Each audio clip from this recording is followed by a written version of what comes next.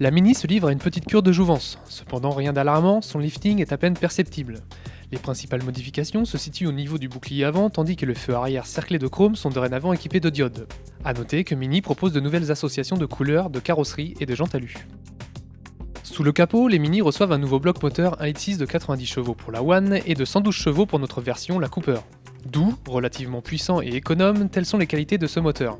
Couplé au système stop and start et à une boîte de vitesse à 6 rapports, notre petit 1,6 litre consomme pas moins de 4 litres au 100 km de moyenne en usage mixte.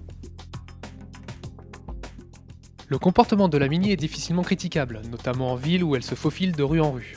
Une fois sortie des agglomérations, vous profiterez pleinement de l'agilité de l'auto. Bref, la conduite de la Mini se révèle toujours aussi amusante et sécurisante.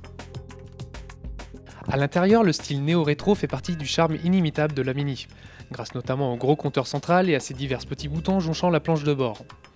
L'ouverture entièrement électrique de la capote s'effectue via un simple petit bouton. Autre particularité de la Cooper Cab, le chronomètre, situé à droite du compte-tours, permet de calculer le temps que vous passez à rouler chevaux au vent. La visibilité arrière, quant à elle, est améliorée par la suppression des arceaux de sécurité. Les places arrière ne sont pas faciles d'accès et en plus elles sont rikiki. Autrement dit, 2 enfants y seront plus à leur aise que 2 adultes.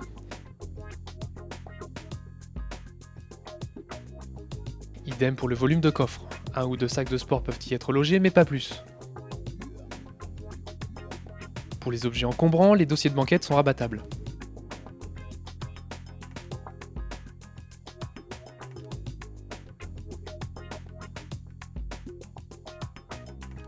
Notre Mini Cooper Cab D est facturé 25 600 € contre 20 900 € pour la Mini One. La version sportive essence Cooper S de 184 chevaux est vendue 28 500 €.